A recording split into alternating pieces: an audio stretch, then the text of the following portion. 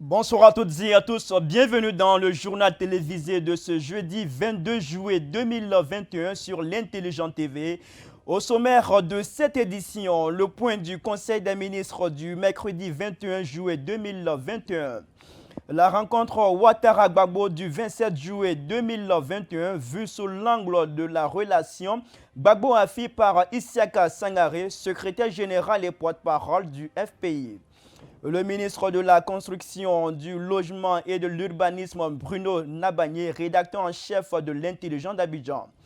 L'artiste chanteur malien Salif Keita en concert live à Abidjan ce vendredi 23 juillet 2021. Jeux olympiques Tokyo 2020, la Côte d'Ivoire a pris le dessus sur l'Arabie Saoudite. L'analyse de l'entraîneur Bassiriki Diabaté et du journaliste Patrick Guité après la victoire des éléphants.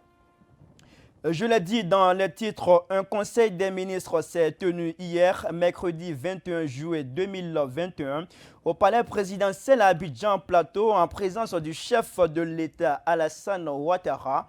Le point avec Sarah Adiko. À l'issue du Conseil des ministres du mercredi 21 juillet 2021 au palais de la présidence de la République à Abidjan Plateau, le porte-parole Amadou Koulibaly a annoncé plusieurs mesures arrêtées par le gouvernement ivoirien. Il a évoqué notamment celles qui ont été prises pour contenir la hausse des prix des denrées dans le cadre de la lutte contre la cherté de la vie. L'intensification de la communication sur les prix et les actions menées dans le cadre de la lutte contre la vie chère. La révision de la norme ivoirienne sur le pain, la facilitation du retour des bouviers qui convoient le bétail du Mali et du Burkina, donc en Côte d'Ivoire, de l'installation des comités locaux de lutte contre la vie chère et du renforcement de la lutte contre le racket sous toutes ses formes. Concernant la révision sur la norme du pain, le porte-parole du gouvernement a apporté une précision. Il a été question notamment de revoir la norme du pain en Côte d'Ivoire, de façon à ce qu'on puisse autoriser l'introduction d'autres intrants produits localement afin de réduire la teneur en blé sans pour autant changer la qualité. C'est pourquoi nous parlons de normes. Donc c'est technique, c'est scientifique. Donc une fois que ce travail sera fait, vous êtes assuré d'avoir donc du pain de qualité, mais certainement avec un coût de revenu qui soit moins élevé pour les boulangers, afin qu'ils puissent rentrer dans leur fonds. Le Conseil s'est aussi penché sur la question de la pandémie à coronavirus Covid-19. À ce sujet, Amadou Koulibaly a signifié qu'à ce jour, ce sont au total 94 421 personnes qui ont été vaccinées en seconde dose, puis d'évoquer les perspectives pour l'État de Côte d'Ivoire dans ses efforts de lutte contre la propagation du Covid-19. L'objectif à terme est d'atteindre 60% de la population de 18 ans et plus, avec une cible mensuelle de 1 million de personnes à vacciner par mois, soit 7 millions de personnes d'ici fin décembre 2021. Le plan d'approvisionnement en vaccins en fin décembre 2021 est le suivant. En juillet, 500 000 doses d'AstraZeneca attendues d'ici fin juillet. En août, 1 700 000 doses d'AstraZeneca. En septembre, 1 million du vaccin donc AstraZeneca, et d'octobre à décembre, nous attendons 3 500 000 doses du vaccin Johnson & Johnson. Il a été également question lors de ce conseil de la journée d'excellence édition 2021, après le rendez-vous manqué en 2020 en raison de la crise sanitaire. Pour l'édition 2021 de la journée nationale de l'excellence, l'option retenue est la reconduction des lauréats de l'édition 2020, auxquels vont s'ajouter les lauréats du secteur de l'éducation-formation sélectionnés au terme des examens de fin d'année scolaire 2021. Au total, pour cette édition, ce sont 84 prix qui seront décernés aux lauréats. Ces lauréats recevront, comme chaque année, un trophée, un diplôme et une enveloppe de 10 millions de francs CFA pour ceux classés premiers. Quant aux autres lauréats classés deuxième et troisième, ils recevront respectivement 1 500 000 et 1 million de francs CFA. Notons que le prochain Conseil des ministres se tiendra le mercredi 28 juillet 2021, après la rencontre entre le président de la République Alassane Ouattara et son prédécesseur Laurent Gbagbo, prévue le mardi 27 juillet 2021, comme annoncé par le porte-parole du gouvernement. Ce Conseil du 28 juillet 2021 marquera la traditionnelle pause du gouvernement qui interviendra après le message à la nation du chef de l'État le 6 août 2021 à la veille de la fête nationale, le 7 août 2021.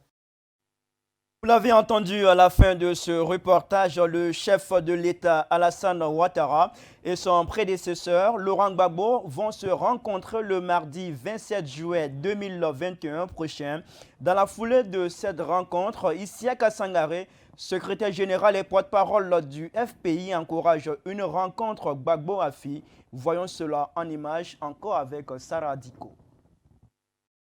L'ex-président ivoirien Laurent Gbagbo sera reçu par le président Alassane Ouattara au palais présidentiel à Abidjan Plateau le mardi 27 juillet 2021, a indiqué le porte-parole du gouvernement Amadou Koulibaly le mercredi 21 juillet 2021. Cette rencontre Ouattara-Gbagbo à venir est saluée par le Front populaire ivoirien dirigé par Pascal Afine-Guessan, à en croire le secrétaire général et porte-parole du parti Isiaka Sangaré. Isiaka Sangaré a également répondu à une question relative à une rencontre Gbagbo-Afi. Toutes les rencontres qui peuvent apporter davantage de dynamique au processus engagé, autant dans les différentes organisations politiques, pour concourir à renforcer donc la cohésion nationale, la paix et la réconciliation sont à saluer, à encourager, à encourager. Pour le 27 juillet 2021 au palais de la présidence, qu'en pensent des populations? Nous avons posé la question dans des quartiers à Abidjan. Voici les réponses. C'est bon, c'est important pour la paix, pour la réconciliation dans notre pays, entre nous les Ivoiriens. Si ce n'est pas dans l'hypocrisie, au fait. Voilà. Parce que le président Gbagbo, parce que souvent quand il parle, les gens pensent que tu es de l'autre côté. Voilà pourquoi tu te prononces comme ça. Voilà. Le président Gbagbo a dit, si ce n'est pas dans la vérité, si tu m'as fait du mal, je dois te dire d'abord. Voilà. Avant de se pardonner, il faut qu'on se dise la vérité. Oui, j'ai dit, je suis d'accord. Mais vraiment, on est fatigué de... À faire des palabres, guerre, on est fatigué. C'est lui qui fait 10 ans, il n'a qu'à respecter qu'il a déjà fait 10 ans. C'est tout. L'autre va passer, même si ce n'est pas eux, quelqu'un d'autre peut prendre. Mais à cause d'eux, aujourd'hui, même chacun se trouve comme ça. Les gens meurent de gauche à droite. Ils meurent dans les prisons, ils meurent dans les coins, on ne sait pas où ils sont. Même d'autres, même, ils sont au Nigeria, ils sont au Ghana, ils sont partout au Libéria. C'est pas bon. En tout cas, c'est une bonne chose. C'est pour la réconciliation, c'est bon. Il n'y a pas de souci pour ça. En tout cas, on est d'accord pour ça. Je crois que c'est une bonne idée parce qu'il est revenu de la prison, il a fait presque 10 ans là-bas. Il est rentré au pays pour ne pas que ça soulève encore d'autres tensions. Voilà, et qu'il parte vers le président actuel Alassane Dramane Ouattara pour discuter, c'est une bonne chose. Le père fondateur Oufou lui-même l'a dit, asseyons-nous et discutons. Voilà, nous sommes tous des Africains. Voilà, ce ne sont pas à cause de nos chefs d'État que les gens vont essayer d'avoir la haine envers les autres. Nous sommes tous des Africains, tous des panafricains. Voilà, et à mon humble avis, je pense que c'est un pas qui mène vers la réconciliation. Les Ivoiriens sont opposés pour des choses que nous ne maîtrisons pas. Vous êtes la seule personne qui puisse savoir pourquoi nous sommes opposés. Donc, nous comptons sur vous. Nous apprécions beaucoup, depuis que vous êtes à la magistrature suprême, en tout cas la Côte d'Ivoire en chantier. Ça, notre pays est beau, nous sommes très contents. Mais nous voulons que, lorsque vous allez rencontrer le président Gbagbo, un terrain d'attente soit trouvé pour que nous, les Ivoiriens, nous attendions. Et qu'une fois dans l'histoire de la Côte d'Ivoire, nous partions aux élections d'une manière apaisée. Et que chacun respecte les résultats. Maintenant, au président Laurent Gbagbo. Bon, toi, tu es un grand frère, tu es un cousin, tu es un père, on ne se connaît pas. La famille est élargie, mais ça, c'est entre parenthèses. Mais je voudrais compter sur vous. Ce n'est pas dans quel esprit vous allez rencontrer le président Ouattara. C'est une très bonne chose pour la Côte d'Ivoire, dans la mesure où, dès son arrivée, la préoccupation du président Laurent Gbagbo, c'est d'aller à la réconciliation.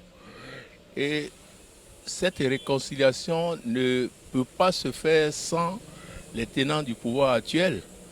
Et donc, logiquement, quand les deux se rapprochent, et surtout que le président Laurent Gbagbo a déjà rendu visite à son aîné, le président Henri Konan Bédié, qui n'est pas des moindres personnalités dans la vie politique de la Côte d'Ivoire. Je crois que c'est une entente qui va nous conduire vers la réconciliation. Et c'est vraiment en cela que je salue cette rencontre-là. Ce 27 juillet-là, c'est un jour marqué d'une pierre blanche, puisque voilà, on ne peut pas continuer à se regarder en chien de faïence dans un pays qui se dit démocratique et aller sur un élan de division. Je pense que l'engagement qu'a pris le président Laurent Gbagbo était un bon engagement pour améliorer un peu la cohésion sociale du pays, donner encore un coup de foudre, un coup de pouce à la réconciliation et amener encore les frères ivoiriens à se rapprocher. Puisque actuellement, je peux dire que l'atmosphère est un peu délétère en Côte d'Ivoire. Les gens se regardent en chaîne de faïence. Depuis l'arrivée de Laurent Gbagbo, il y a des discours qui apparaissent de là et ici, sur les réseaux sociaux, sur les médias, à la télévision et partout. Chacun prend peut-être un cœur de guerrier pour peut-être regarder son ami. Et là, je pense que ce n'est pas bon. Pour une meilleure réconciliation dans ce pays, il faut qu'on se rapproche, il faut qu'on se dise la vérité et que la réconciliation avance. Et je pense que ce jour-là, c'est un jour historique pour la Côte d'Ivoire. C'est un jour dans l'engagement de paix en Côte d'Ivoire. C'est un jour aux yeux du monde où le monde saura que les Ivoiriens, où la Côte d'Ivoire est un pays réconcilié, la Côte d'Ivoire est un pays de paix. Et que vive les Ivoiriens, vive la Côte d'Ivoire et que demain nous appartienne.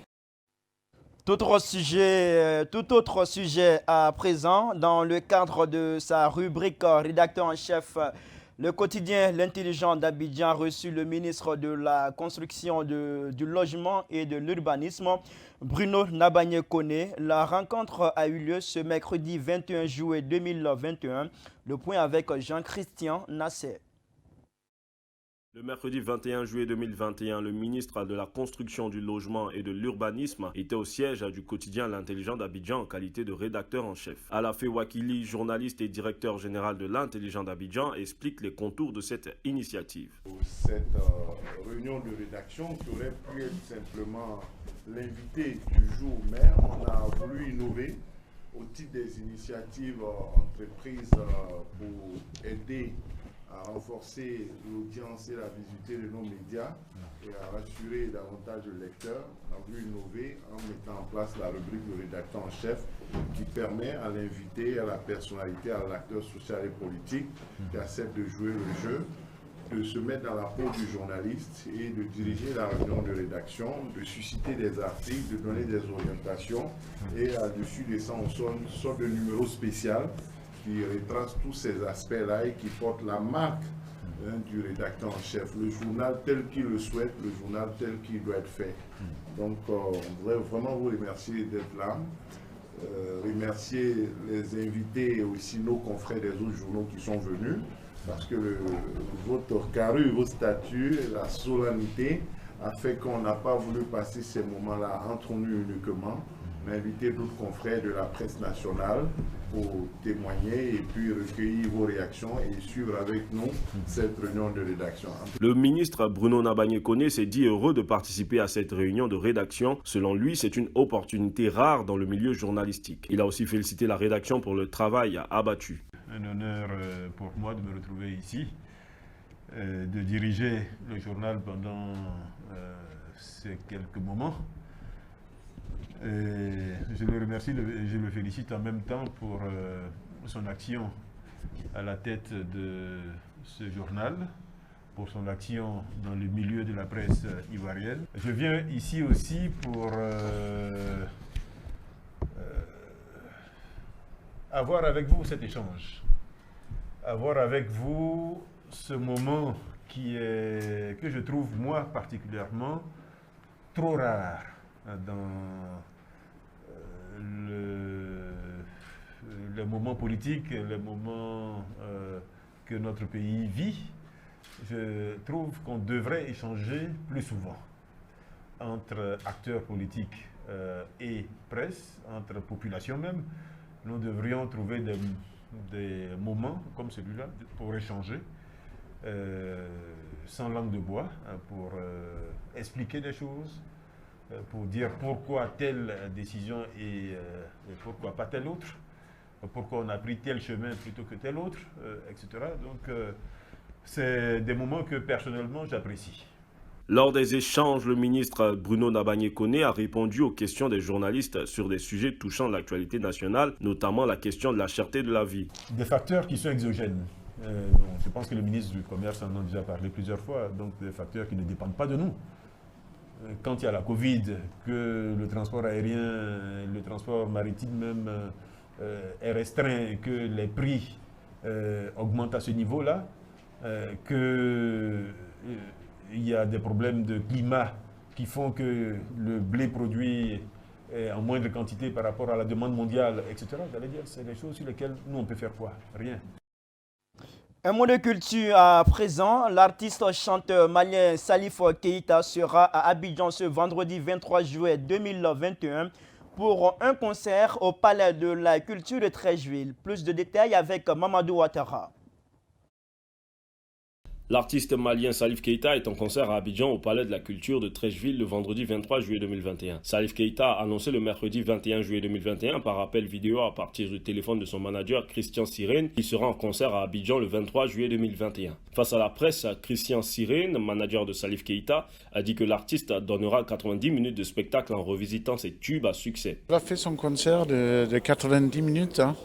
Normalement, c'est comme ça, 90 minutes plus peut-être un rappel. Ça veut dire qu'il va se prester presque 2 heures. Normalement, c'est comme ça. Pour Mahmoud Osman, responsable de Innovis Media, promoteur de ce concert, l'artiste montera sur scène à partir de 21h précise. Les beats seront distillés à partir de 18h. Il a précisé qu'aucune guest star n'est inscrite au programme.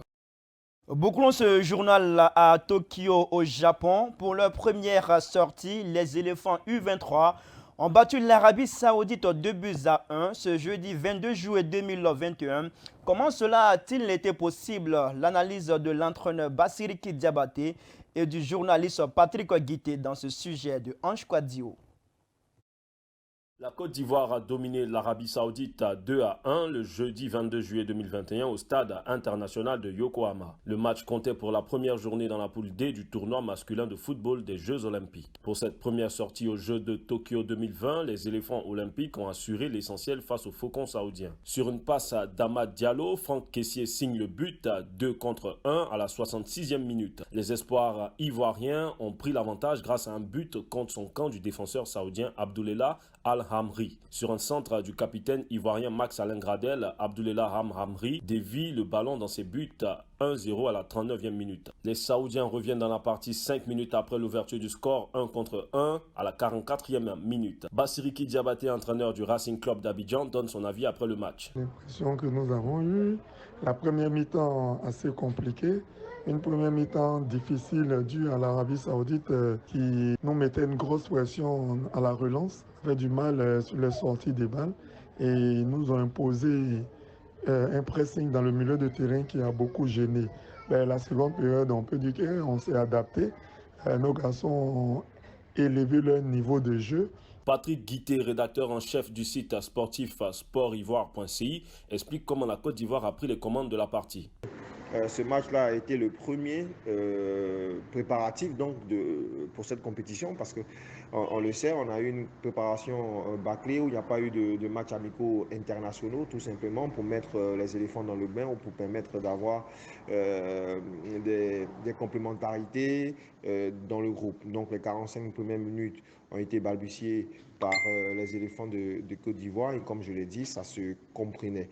Et après, je pense qu'au fur et à mesure que le match avançait, les éléphants se sont sentis mieux, je crois même mieux physiquement par rapport aux Saoudiens dont plusieurs sont sortis sur blessure.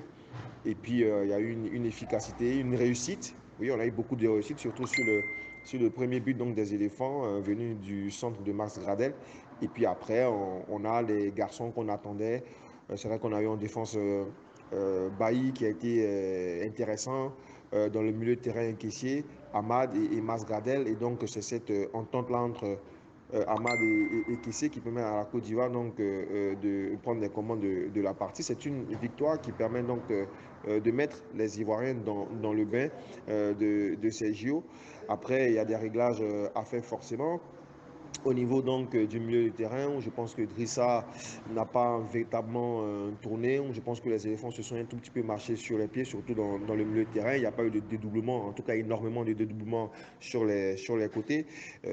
Donc c'est des choses à régler avant donc d'affronter dimanche prochain le Brésil, qui est un gros morceau vu la prestation réalisée face à l'Allemagne. Dans le même groupe, le Brésil a battu l'Allemagne 4-2. La Côte d'Ivoire affrontera le Brésil le dimanche 25 juillet 2021 pour le compte de la deuxième journée du groupe D. Point final à ce riche journal télévisé du jeudi 22 juillet 2021. Prochain rendez-vous demain, vendredi 23 juillet, toujours sur l'Intelligente TV. Merci à vous de votre fidélité et continuez de nous suivre sur l'ensemble de nos plateformes de diffusion. Bonne soirée.